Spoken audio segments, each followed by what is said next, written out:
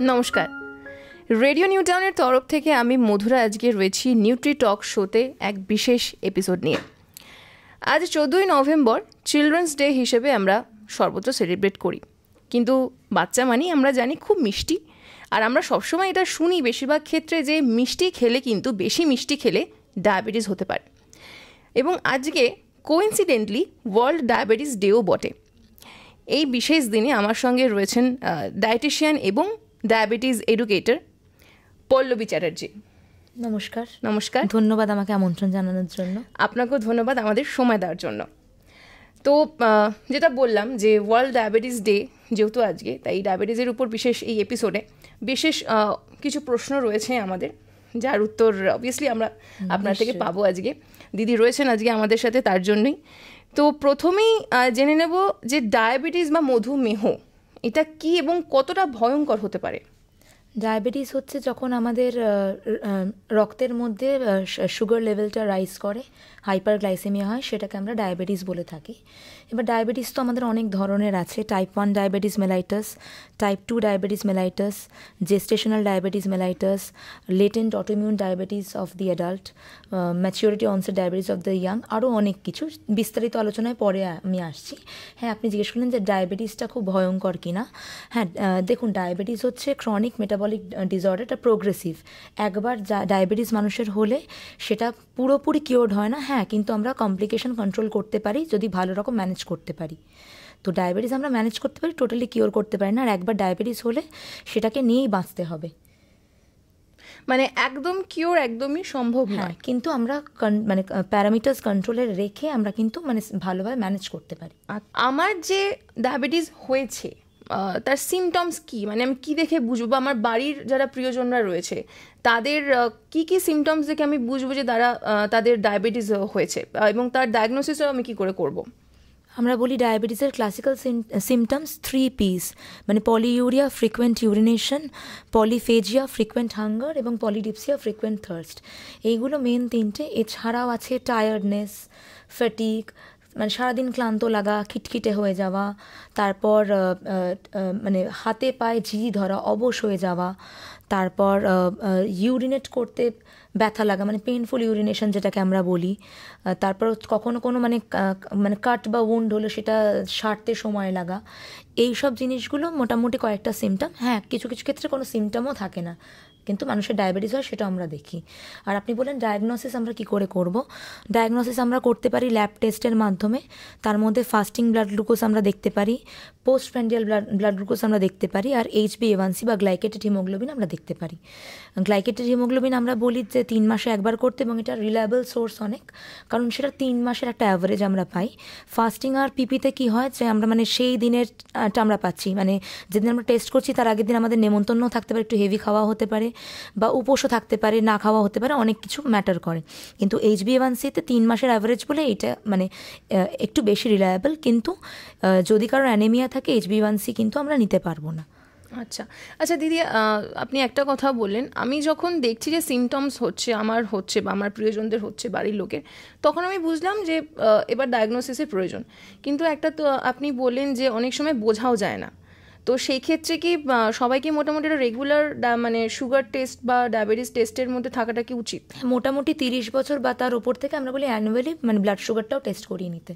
আচ্ছা, ওকে। তো এরপর আমি চলে যাব, সিমটমস ডায়াগনোসিস তো হলো, এরপর আমি চলে যাব টাইপস, অর্থাৎ ডায়াবেটিসের যে টাইপসগুলো রয়েছে সেগুলো কি কি, বা এটা কি শুধুমাত্র জিনে থাকলেই কি আমাদের মধ্যে আসে, মানে আমার বাড়ির যারা মানে গুরুজনরা আছে তাদের হয়তো রয়েছে, দেখা গেল সেখান থেকে আমার এলো, মানে এটাই কি হয় ডায়াবেটিসের ক্ষেত্রে, নাকি লাইফস্টাইলে অনিয়ম থাকলে, উল্টোপাল্টা আমরা খাবার খেলে সেই ক্ষেত্রে ডায়াবেটিস হতে পারে? দেখুন, ডায়াবেটিসের রিস্ক ফ্যাক্টর 2 ধরনের হয়, মডিফায়েবল, নন মডিফায়েবল। মডিফায়েবল যেগুলো আমরা নিয়ন্ত্রণ করতে পারি, যেরকম আমাদের আনহেলদি ডায়েট, সিডেন্টারি লাইফস্টাইল, আমরা একদম হাঁটা চলা খুব কম করি, অ্যাপ সেন্ট্রিক আমাদের জীবন, তো সেইগুলো। তারপর আমাদের যদি হাই ব্লাড প্রেশার থাকে সেটা আমরা কন্ট্রোল করতে পারি ডায়েট এবং মেডিকেশনের মাধ্যমে। হাই কোলেস্ট্রল থাকে সেটা আমরা কন্ট্রোল করতে পারি ডায়েট মেডিকেশনের মাধ্যমে। সেইগুলো আমাদের হাতের মধ্যে মডিফায়েবল। আর নন মডিফায়েবল যেগুলো আমাদের হাতের মধ্যে নয়, যদি ফার্স্ট ডিগ্রির রিলেটিভের আমাদের ডায়াবেটিস থাকে, মানে মা বাবা একদম মানে নিকট আত্মীয়, সেখান থেকে চান্স হতে পারে। যদি সেই মহিলার জেস্টেশনাল ডায়াবেটিস মেলাইটাস থাকে তাহলে তার চান্স হতে পারে। 45 বা তার বছর, মানে 45 বছর বা তার বেশি বয়স হলে তার চান্স হতে পারে। এগুলো আমাদের হাতের মধ্যে নেই। আচ্ছা, মানে সবসময় যে জেনেটিকই হবে তার কোনো মানে নেই, না, লাইফস্টাইলের অনিয়মের জন্য হতে পারে, এটা ডিপেন্ড করছে। হ্যাঁ, তো সেই জন্য একটা রেগুলার চেক আপের মধ্যে আমাদের সবসময় থাকাটা একদমই উচিত। একটা রেগুলার ব্লাড টেস্টের মাধ্যমে বলে ফুল বডি চেক আপ, এগুলো অবশ্যই করা দরকার, এভরি ইয়ার করা উচিত। তো আজকে তো অনুষ্ঠান যখন শুরু করছি তখন চিলড্রেন্স ডে, আজকে তো সেই হিসেবে একটা শুরু করলাম অনুষ্ঠানের সূচনা। তো যেহেতু চিলড্রেন্স ডে, এবং এখন যেটা দেখি যে ছোট বাচ্চা থেকে শুরু করে বয়স্ক যারা রয়েছেন আমাদের আশেপাশে, তাদের সবার ডায়াবেটিস হচ্ছে, তারা সবাই মধুমেহ রোগের আক্রান্ত হচ্ছে, ছোট বাচ্চা থেকে শুরু করে। তো আজকে চিলড্রেন্স ডে উপলক্ষে আপনি যারা বাচ্চারা যারা আছে, যাদের মধুমেহ রোগ হচ্ছে, তাদের কি করে একটু তারা ভালো থাকবে, কি করে তারা ডায়াগনোসিস করবে, তো সেটা যদি একটু বলে দেন। বাচ্চাদের যেটা হয় সেটা হচ্ছে টাইপ 1 ডায়াবেটিস মেলাইটাস বা ইনসুলিন ডিপেন্ডেন্ট ডায়াবেটিস মেলাইটাস। এক্ষেত্রে ইনসুলিন ছাড়া আর কোনো অপশান নেই, এবং বাচ্চারা সেরমভাবেই সেটাকে ম্যানেজ করে নেবে। সিক ডে ম্যানেজমেন্টেরও আলাদা গাইডলাইন্স হয়। আর টাইপ 2 ডায়াবেটিস মেলাইটাস সেটা হচ্ছে নন ইনসুলিন ডিপেন্ডেন্ট ডায়াবেটিস মেলাইটাস। এবার সেক্ষেত্রে তো ডায়েট, লাইফস্টাইল, ইনসুলিন মেডিকেশন সবই আছে। আরেকটা যেটা মানে প্রায়ই দেখা যায় জিডিএম বা জেস্টেশনাল ডায়াবেটিস মেলাইটাস, সেটা হচ্ছে প্রেগনেন্ট মহিলাদের 24th উইক বা তারপরে সেটা ডায়াগনোস করা যায়। জিডিএম হচ্ছে যেটা প্রেগনেন্সির সময় প্রথম ডায়াগনোসড হয়, যে ডায়াবেটিসটা প্রেগনেন্সিতেই ফার্স্ট ডায়াগনোসড হচ্ছে, ওটাকে আমরা জিডিএম বা জেস্টেশনাল ডায়াবেটিস মেলাইটাস বলি। সেটা প্রেগনেন্সি 24 থেকে 28 উইকের মধ্যেই মোটামুটি ডায়াগনোসড হয়, মানে সেকেন্ড ট্রাইমেস্টারে আর কি। আর তার প্রচুর কমপ্লিকেশনস আছে, যে মানে সেটা মায়ের জন্য কমপ্লিকেশনস আছে, বাচ্চার জন্য আছে। মায়ের জন্য অ্যাবর্শন হতে পারে, মিসক্যারেজ হতে পারে, ইনফেকশন হতে পারে, ম্যাক্রোসমিয়া হতে পারে, এইসব নানান অনেক কিছুই হতে পারে, এক্ল্যাম্পশিয়া, প্রি এক্ল্যাম্পশিয়া, সেগুলো সবই হতে পারে। আর বাচ্চার ক্ষেত্রে বার্থ ট্রমা হতে পারে, বার্থ ডিফেক্ট হতে পারে, লো বার্থ ওয়েট হতে পারে, ম্যাক্রোসমিয়া মানে লার্জ বেবি হতে পারে, এছাড়াও কনজেনাইটাল অ্যাবনর্মালিটি হতে পারে। বাচ্চা যদি কন্যা সন্তান হয়, সে যখন প্রেগনেন্ট হবে তারও জিডিএম হওয়ার সম্ভাবনা থাকে, বা তার পিসিওএস হতে পারে, ইত্যাদি অনেক কিছু কমপ্লিকেশনস হতে পারে। আচ্ছা আচ্ছা, আমার পরবর্তী প্রশ্নে যাওয়ার আগে আমার এই প্রেগনেন্সি সংক্রান্ত একটা প্রশ্ন মাথায় এলো, যে প্রেগনেন্সির সময় যাদের সুগার ধরা পড়ছে, ডায়াবেটিস হচ্ছে, তো যখন বাচ্চা জন্ম নিচ্ছে, ব্রেস্ট ফিডিংয়ে কি তার সেখানে কোনো সমস্যা হতে পারে যদি সুগার ধরা পড়ে? না, যেটা জিডিএম বলেন, মানে প্রেগনেন্সির সময় ফার্স্ট টাইম ডায়াগনোসড হচ্ছে সুগারটা, সেটা বাচ্চা ডেলিভারির পর সেই সুগারটা অটোমেটিক্যালি চলে যায়, কিন্তু টেস্ট করতেই হয়, কারণ নেক্সট 10 বছরের মধ্যে তার টাইপ 2 ডায়াবেটিস মেলাইটাস হওয়ার খুব সম্ভাবনা থাকে। আর ব্রেস্ট ফিডিংয়ে সেটা কোনো এফেক্ট করে না, মানে উনি তার সন্তানকে ব্রেস্ট ফিড করাতেই পারেন এবং অবশ্যই করাবেন। আচ্ছা, তো পরবর্তী প্রশ্নে যাই এবার। আমি শুনেছিলাম যে ডায়াবেটিসের সাথে পায়ের যত্নের একটা ব্যাপার জড়িয়ে আছে, তো সেটার ব্যাপারে যদি একটু আমাদের দর্শক বন্ধুদের বলেন। তার আগেই আসি, ডায়াবেটিসের প্রচুর কমপ্লিকেশনস হয়, মানে ডায়াবেটিস যদি আমরা ঠিক মতো ম্যানেজ না করি প্রচুর কমপ্লিকেশনস হতে পারে, এবং সেটা মানে ডেথও হতে পারে, এতখানি ফেটাল হতে পারে। তো দু ধরনের কমপ্লিকেশন আমরা ভাগ করি ডায়াবেটিসের, macro complications, micro complications. Macro কমপ্লিকেশনের মধ্যে পড়ছে cerebrovascular disease, peripheral vascular disease, cardiovascular disease, এইগুলো, স্ট্রোক, এইসব জিনিসগুলো। আর মাইক্রো কমপ্লিকেশনের মধ্যে পড়ছে ডায়াবেটিক নিউরোপ্যাথি, ডায়াবেটিক রেটিনোপ্যাথি, তারপর ডায়াবেটিক ফুট, এই সমস্ত জিনিসগুলো, ডায়াবেটিক নেফ্রোপ্যাথি, এইগুলো। এবার আমরা বলি যে মানে থরো এক্সামিনেশন, আমাদের একটা কথা আছে আপাত মস্তক এক্সামিনেশন, এখানে আমরা বলি হেড টু টো না করে ফুট টু হেড করতে, কারণ পা সব থেকে আমাদের নেগলেক্টেড পার্ট। আমরা মুখের যতখানি যত্ন নিই, আমরা কিন্তু পায়ের ততখানি যত্ন নিই না। আর পায়ের যদি যত্ন না নিই, মানে সেটা অ্যাম্পিউটেশনেও লিড করতে পারে, মানে পাটা বাদও পড়তে পারে। তো আমরা বলি যে পাটা প্রত্যেক দিন গরম জলে ধুতে, যাদের ডায়াবেটিস আছে, পাটাকে পুরো শুকনো করে মুছতে হবে, ময়শ্চারাইজ রাখতে হবে, কিন্তু তার মানে এই না যে পায়ের আঙুলের ফাঁকে ময়শ্চারাইজার দিতে হবে, কারণ আঙুলের ফাঁকে অনেক সময় ঘাম জমে ইনফেকশন হতে পারে, এবং তার থেকেও নানান প্রবলেম রাইজ করতে পারে। আর একটা মিরর নিয়ে, আয়না নিয়ে প্রত্যেক দিন মানে নিজেকে নিজের পায়ের এক্সামিনেশন করতে হবে, আর দেখতে হবে যে পায়ের মধ্যে কোথাও কোনো কাটা আছে কিনা, লাল আছে মানে কোনো লাল আছে কিনা, মানে তারপর কোনো ব্লিস্টার আছে কিনা, এই মানে ক্যালাস আছে কিনা, এই সমস্তগুলো থরলি এক্সামিন করতে হবে প্রত্যেক দিন। কোনো জায়গায় লাল হচ্ছে কিনা, বা পায়ের কোনো জায়গাটা অবশ লাগছে কিনা, জিজি লাগছে কিনা, বা টেম্পারেচার চেঞ্জ হচ্ছে কিনা পায়ের ওই পার্টটা, এরকম সমস্ত নিজেকে দেখতে হবে। আর যদি কোনো কিছু সন্দেহ লাগে বা অ্যাবনর্মাল মনে হয়, সঙ্গে সঙ্গে ফুড স্পেশালিস্টের কাছে যেতে হবে এবং ডাক্তারকে অবশ্যই ইনফর্ম করতে হবে। রেগুলারলি পায়ের এক্সামিনেশন করতে হবে। আর কর্ন ক্যাপ ইউজ করতে একদমই না করা হয়, বা অনেক সময় পা দিয়ে লোকে গরম জল চেক করে, সেটা একদমই করবেন না। খালি পায়ে হাঁটবেন না, কারণ ইনসেক্ট বাইটের সমস্যা, মানে ইনসেক্ট বাইট হতে পারে। খালি মেঝেতে ঘুমোবেন না, কারণ ইনসেক্ট বাইট হতে পারে, কারণ অনেক সময় সেন্সেশনটা কম থাকে পায়ের, এবং বাইট হলে তারা বুঝবেনও না এবং উন্ড হবে, এবং সেই উন্ড হিল হতেও অনেক সময় লাগবে। আর আমরা বলি স্মোকিং, অ্যালকোহল সম্পূর্ণ বারণ, সব ক্ষেত্রেই আমরা জানি, কিন্তু এক্ষেত্রে আরও বেশি, কারণ স্মোকিং করলে ব্লাড ফ্লোটা রেস্ট্রিক্টেড হয় এবং মানে পা অবধি রক্ত মানে চলাচলটা হয় না।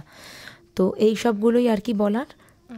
আর অনেকক্ষণ ধরে পায়ের উপর পা তুলে বসবেন না, তাতেও মানে ব্লাড সার্কুলেশনটা কম হয়। তার মানে আমরা যারা অফিসে ধরুন কাজ করি, তারা তখন সব পা ঝুলিয়েই বসে থাকি, হ্যাঁ লেগ ক্রস করে বসবেন না। আর আমরা বলি যে 1 ঘন্টা অন্তর পশ্চার চেঞ্জ, মানে যারা ডেস্ক ওয়ার্ক করছেন 1 ঘন্টা পর আপনি একটু হেঁটে আসুন, আবার এসে বসলেন, বা একটু ফ্রি হ্যান্ড এক্সারসাইজ করে নিন, আপনার যদি নিজের রুম থাকে সেই রকম আর কি। আচ্ছা, এই হাঁটা, ফ্রি হ্যান্ড এক্সারসাইজ, শুনেছি যে যাদের মধুমেহ রোগে অলরেডি যারা আক্রান্ত হয়ে গেছেন তাদেরকে হাঁটতে বলা হয়, এক্সারসাইজ করতে বলা হয়। তো এটা মানে এক্সারসাইজ জিনিসটা কতটা এফেক্টিভ মধুমেহ রোগের ক্ষেত্রে? আমাদের ডায়াবেটিস ম্যানেজমেন্টের আমরা বলি 4টে পিলার, মানে 4টে পায়া। একটা টেবিলের যেরকম একটা পায়া ঠিক না থাকলে টেবিলটা দাঁড়াবে না, সেরকম ডায়াবেটিস ম্যানেজমেন্টের 4টে জিনিসই ঠিক রাখতে হবে। 1 হচ্ছে ডায়েট এবং লাইফস্টাইল মডিফিকেশন, 2 হচ্ছে এক্সারসাইজ, ফিজিক্যাল অ্যাক্টিভিটি, 3 হচ্ছে আমাদের ইনসুলিন এবং মেডিকেশন, 4 হচ্ছে আমাদের মনিটরিং। তার মধ্যে আপনি প্রথমেই বললেন এক্সারসাইজের কথা, এক্সারসাইজ, ফিজিক্যাল অ্যাক্টিভিটি। আমাদের প্রত্যেক সপ্তাহে 150 মিনিট করে ফিজিক্যাল অ্যাক্টিভিটি রাখা উচিত। আরও সহজে বলি, প্রত্যেক দিন আমাদের অন্তত 15 মিনিট করে হাঁটা উচিত। হাঁটা মানে ব্রিস্ক ওয়াকিং, স্পিডে হাঁটা। প্রথম 5 মিনিট আমরা একটু স্লো হাঁটলাম, নেক্সট 5 মিনিট আমরা স্পিড বাড়িয়ে হাঁটলাম, আবার লাস্ট 5 মিনিট আমরা স্লো হাঁটলাম। এইরকমভাবে মানে আমরা ফার্স্টে স্লো হাঁটলাম, ব্রিস্ক ওয়াক করলাম, আবার স্লো হাঁটলাম, এরকম 15 মিনিট দিয়ে শুরু করুন, তারপরে 20 মিনিট 25 মিনিট করে আধ ঘন্টা অবধি করতে হবে। আর যদি পারেন সকালেও হাঁটবেন, বিকেলেও হাঁটবেন, মানে একবারে অতটা না হেঁটে, সবার তো সময়েরও একটু অভাব আছে, তো সেক্ষেত্রে সেরকম। আর হাঁটার প্রচুর গুণ আছে, মানে যদি রেগুলার বেসিসে নিয়ম করে ব্রিস্ক ওয়াকিং করা যায়, আপনার কিন্তু মানে একটা ওষুধও কম খেতে হতে পারে, মানে এতখানি অ্যাডভান্টেজ হাঁটার। একদম। আর এটা তো আমরা জানলাম যে যারা অলরেডি ডায়াবেটিসে আক্রান্ত হয়ে গেছেন তাদের ডায়াগনোসিস করা, তাদের কিভাবে খেয়াল রাখতে হবে নিজেদের। যাদের ধরুন এখনো হয়নি, বা সুগার লেভেল আমরা অনেক ক্ষেত্রে শুনি যে তোমার বর্ডার লেভেলে আছে, এবার হয়ে যেতে পারে, তো এবার যাদের হয়নি তারা কি করে নিজেদের রক্ষা করবে এখান থেকে? যাদের বর্ডারে আছে তারা কি করে এখন সেখান থেকে রক্ষা করবে নিজেদেরকে? যারা বর্ডার লাইন আছে বা প্রি ডায়াবেটিক, তাদের আমরা বলি যে ডায়েট এবং লাইফস্টাইল মডিফিকেশনটাই, ডায়েট, লাইফস্টাইল মডিফিকেশন, তার সাথে এক্সারসাইজ, এইটাই করতে হবে। মানে এক্সারসাইজটা তাই করতে হবে, এবং মানে ডায়েটের বিষয়ে বিস্তারিত আলোচনায় আসবো। 4টে পিলারের মধ্যে আমরা বললাম যে এক্সারসাইজের কথা বললাম। এইবার যাদের ডায়াবেটিস হয়ে গেছে তাদের মেডিকেশন তো ডাক্তার যা প্রেসক্রাইব করবেন নিয়ম মেনে খেতে হবেই, তার সঙ্গে আসছে ইনসুলিন। এবার ইনসুলিন গাইডলাইন অনেকে বুঝতে পারেন না, নতুন যারা ইনসুলিন নেন, যে কীভাবে নেব সেই বিষয়ে মানে একটু আলোচনা করেই নিই। যেরকম ইনসুলিন আমরা সবসময় আমাদের নর্মাল রেফ্রিজারেটরের দরজায় স্টোর করব। আর ইনসুলিনের স্টোরেজ টেম্পারেচার হচ্ছে 2 থেকে 8 ডিগ্রি সেলসিয়াস। কখন আমরা ফ্রিজ করবো না ইনসুলিন। আর ইনসুলিন আমরা ঠান্ডা ইনসুলিন ইনজেক্ট করবো না বডিতে, আমরা ইনসুলিন ইনজেকশনের 30 মিনিট আগে আমরা ফ্রিজ থেকে বের করবো, রুম টেম্পারেচারে আসবে, তারপর আমরা ইনজেক্ট করব। আর ইনসুলিন ইনজেক্ট করার বেস্ট সাইট হচ্ছে অ্যাবডোমেন, পেট, তারপর হচ্ছে আর্মস, তারপর হচ্ছে থাই, এবং লাস্ট হচ্ছে বাটক্স। এইরকমভাবে ইনসুলিন অ্যাবজর্পশন হয়, মানে সবথেকে ভালো অ্যাবডোমেনে, পেটে, তারপর হাতে, তারপর থাইতে, এবং তারপর বাটক্সে। এবার আমরা যখন ইনসুলিন ইনজেক্ট করব, আমাদের মাথায় রাখতে হবে সাইড রোটেশন করতেই হবে। আর আমরা যখন পেটে ইনজেক্ট করব তখন নাভির থেকে 4 আঙুল ছেড়ে আমাদের ইনজেক্ট করতে হবে, এবং সাইড রোটেট করেই করতে হবে। মানে সোমবার একদিকে দিলাম, মঙ্গলবার একদিকে দিলাম, এখন রোটেশন গ্রিডও পাওয়া যায়। কারণ সেম জায়গায় যদি আমরা রোজ ইনজেক্ট করি, স্কিনটা শক্ত হয়ে যাবে, রাবারি হয়ে যাবে, সেটাকে আমরা লাইপো হাইপারট্রফি বলি, এবং ওতে মানে তাহলে আর অ্যাবজর্পশন হবে না ঠিক মতো। আর প্রত্যেক দিনের থেকে প্রত্যেক দিনের ইনসুলিন ইনজেকশনের সাইডে 2 সেন্টিমিটার গ্যাপ দিতে হবে। তো সেইটা সাইড রোটেশনের কথা এলাম। আর ইনসুলিন যখন ইনজেক্ট করবো আমরা, ইনসুলিন তো আমরা 3ভাবে দিতে পারি, ইনসুলিন পেন, ইনসুলিন সিরিঞ্জ এবং পাম্প। ইনসুলিন পাম্পটা খুব একটা ইন্ডিয়াতে এখনও আসেনি। ইনসুলিন সিরিঞ্জ আর পেনে আমরা মানে একদম মানে যেরকম ছুরি ধরে এরকম ছুরির মতো ধরবো, স্কিনটাকে আমরা 3 আঙুল দিয়ে পিঞ্চ করবো, মানে আমাদের ইন্ডেক্স ফিঙ্গার, মিডল ফিঙ্গার আর থাম দিয়ে পিঞ্চ করে একটু স্কিনটাকে লিফট করব। তারপর সেখানটায় আমরা মানে একদম ছুরির মতো একদম 90 ডিগ্রি অ্যাঙ্গেলে ঢুকিয়ে দেবো। প্লাঞ্জারটা থাম দিয়ে প্রেস করে আমরা 10 সেকেন্ডস ওয়েট করব, তারপর আমরা প্লাঞ্জারটাকে বের করব।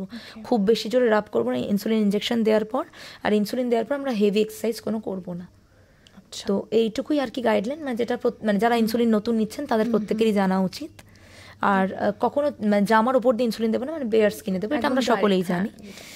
ওকে, আচ্ছা, আপনি বারবার একটা কথা বলছিলেন যে একটু ফুড নিয়ে আলোচনা করবেন যে ডায়াবেটিসের ক্ষেত্রে। তো অনেক সময় যারা আমরা ডায়াবেটিসে আক্রান্ত হই, এইটাই খুব একটা প্রশ্ন থাকে যে কি খাবো আর কি খাবো না। মানে ডায়াবেটিসের ক্ষেত্রে বেশিরভাগ খাবারই কিন্তু বাতিল হয়ে যায়। তো এই ক্ষেত্রে যারা ডায়াবেটিসে আক্রান্ত তারাও একটু মাঝে মাঝে বিরক্ত হয়ে ওঠেন যে এটা খেতে পাচ্ছি না, ওটা খেতে পাচ্ছি না। তো কীভাবে কী কী খাবার অ্যাকচুয়ালি তারা খাবেন? ডায়াবেটিস মানে সব খাবার বাতিল, এটা একদমই নয়। কারণ ডায়াবেটিস হচ্ছে আমরা যা ইন্ডিয়ানরা খাই সেটা একটু মডিফাইড ফুড থালি আমরা বলতে পারি। আমরা যেরকম ভাত, ডাল, সবজি, মাছ আমরা সবই খাই, সেই রকমই আমরা বলবো যে তার মানে একটা যদি 9 ইঞ্চি পুরো প্লেট থাকে, রাউন্ড প্লেট, তার হাফ থাকবে নন স্টার্চি ভেজিটেবল মানে লোকাল এবং সিজনাল ভেজিটেবল, মানে যেগুলো নন স্টার্চি সেই রকম। আর বাকি হাফের 1/4 থাকবে আপনার কমপ্লেক্স কার্বোহাইড্রেট, মানে ওটস হতে পারে সেটা, তারপরে আটা হতে পারে, মানে হোল গ্রেন সিরিয়ালস আর কি, রিফাইন্ড নয়। হোল গ্রেন কেন বললাম? কারণ হোল গ্রেন ডাইজেস্ট হতে সময় লাগে এবং মানে হাঙ্গার স্পাইকটা আরও দেরিতে হয়, ওভারইট কম হয়, ওই কারণে মানে হোল গ্রেন বললাম। আর প্রোটিনের মধ্যে থাকবে লিন প্রোটিন, মানে আমরা জানি মাছ, চিকেন, এগ হোয়াইট সেরকম। আর চিকেন তো আমরা জানি স্কিন ছাড়া, মানে কোনো ফ্যাটি ফুড না, এইটাই। আর আমরা বলি অল্প অল্প করে বারে বারে খেতে, 2-3 ঘন্টা অন্তর খেতে, এবং অল্প অল্প করে খেতে, মানে একসঙ্গে অনেকটা না খেয়ে অল্প অল্প করে বারে বারে খেতে। ফাইবার রাখতে প্রত্যেক দিন একজন অ্যাডাল্টের 20 থেকে 40 গ্রাম ফাইবার রাখা উচিত ডায়েটে। আর ফাইবার আমরা কেন রাখতে পারি? কারণ ফাইবার স্যাটাইটি দেয়, যার ফলে আমাদের মানে হাঙ্গার স্পাইকটা কম হয়। আর আমাদের খিদে কম পেলে আমরা কী করি? হাই গ্লাইসেমিক ইন্ডেক্স খাবার আমরা খাই, আর তাতে সুগারটা স্পাইক করবে। তো ওই কারণে মানে আমরা বলি ফাইবার এবং প্রোটিন প্রত্যেকটা মিলেই আমরা রাখবো। প্রোটিন মানে লিন প্রোটিন, সেইটা অল্প অল্প করে আমরা বারে বারে খাবো, এরকম ফুড প্লেট হওয়া উচিত। আর আমরা লোকাল সিজনাল ফল সবজি খাবো, হ্যাঁ, মানে লো গ্লাইসেমিক ইন্ডেক্সেরই ফল সবজি এইগুলি আমরা চুজ করব। বাইরের খাবার যতটা কম খাওয়া যায়, স্যাচুরেটেড ফ্যাট, ট্রান্স ফ্যাট যতটা কম খাওয়া যায়, ফ্রাইড ফুড যতটা কম খাওয়া যায়। এবার হোল মিল্ক যেটা মানে ফুল ক্রিম মিল্ক সেইটা, তারপর চিজ, মেয়োনিজ এইগুলো, বা ডিমের কুসুম, তারপর রেড মিট, তারপর মাছের ডিম বা অর্গ্যান মিট, এই সমস্ত জিনিসগুলো একটু অ্যাভয়েড, মানে একদমই তো না বলতে, মানে একটু অ্যাভয়েড করতে আর কি। আচ্ছা, যারা নন ভেজিটেরিয়ান তারা তো প্রোটিন সোর্স হিসেবে মাছ, মাংস, ডিম পাচ্ছে। এবার যারা ভেজিটেরিয়ান অ্যাকচুয়ালি হয় তাদের তো একটু অপশনটা কমে যায়। তো সেক্ষেত্রে পনির, সয়াবিন এগুলো শুনেছি যে প্রোটিন সোর্স হিসেবে কাজ করে। পনির, তো সেগুলো তারা মানে সুগারে খেতে পারে। হ্যাঁ, কিন্তু তারা মানে আমি যেটা বললাম যে ফুল ক্রিম মিল্ক খাবে না, তারা স্কিম বা ডাবল টোন মিল্ক খাবে। তো সেই লো ফ্যাট পনির তারা খেতে পারে, তারা সয়াবিন খেতে পারে, টোফু খেতে পারে, তারা সবই খেতে পারে। এবং ডালও খেতে পারেন, ডাল তো সব রকমই খেতে পারবেন। তো সেইগুলো থেকে তারা প্রোটিন সোর্স পেয়ে যাবেন। আচ্ছা, আমরা প্রায় একদম শেষের দিকে চলে এসেছি আজকে এপিসোডে। তো দিদি খুব সুন্দর করে ডায়াবেটিসের সম্পর্কে আজকে আমাদের বললেন। সকল দর্শক বন্ধুরা আশা করি তারা অনেক প্রশ্নের উত্তর পেয়েছেন। তো এই প্রশ্নটা যাওয়ার আগে আমার একটু ব্যক্তিগত প্রশ্ন, যে ছোটবেলা থেকে অনেক সময় শুনে এসেছি যে বেশি মিষ্টি খেও না, তোমার কিন্তু সুগার হয়ে যাবে। তো মিষ্টি খেলেই কি সুগার হবে? এটা কি খুব ঠিক কথা? না, এইটা ঠিক কথা না। মানে মিষ্টি খেলে সুগার হবে এরকম কোনো কথা নেই, কিন্তু যদি ব্লাড সুগার থাকে তাহলে আমরা মিষ্টি বা মিষ্টি জাতীয় জিনিস খাবো না। কারণ আমি যেরকম আপনাকে যখন আমি বললাম মানে মডিফায়েবল, নন মডিফায়েবল কজ, সেখানে আমি বললাম যে জেনেটিক যদি হয় বা লাইফস্টাইল, মানে সব কিছুর জন্যই হতে পারে। এবার আমাদের মানে ফল্টি ডায়েট হ্যাবিটের মধ্যে এক্সেস সুগার ইনটেকও হতে পারে, কিন্তু মানে এক্সেস চিনি খেলে তো হবে, কিন্তু মানে একটু মিষ্টি খেলে হয় না। মানে এমন না যে মিষ্টি খাচ্ছি বলে আমার সুগারটা হলো, একটু মানে এক্সেস ইনটেক তো আনহেলদি ডায়েটের আন্ডারে পড়বে, তখন তো তাহলে হতেই পারে, কিন্তু একটু খেলে হয় না। অসংখ্য ধন্যবাদ ডায়েটিশিয়ান পল্লবী চ্যাটার্জিকে আমাদের সাথে আজকে জুড়ে থাকার জন্য। আর এরপরের আরেকটি নতুন এপিসোড নিয়ে আবার হাজির হয়ে যাব আমি মধুরা রেডিও নিউ টাউনের তরফ থেকে নিউট্রিশন টকে। নমস্কার রেডিও নিউ টাউন।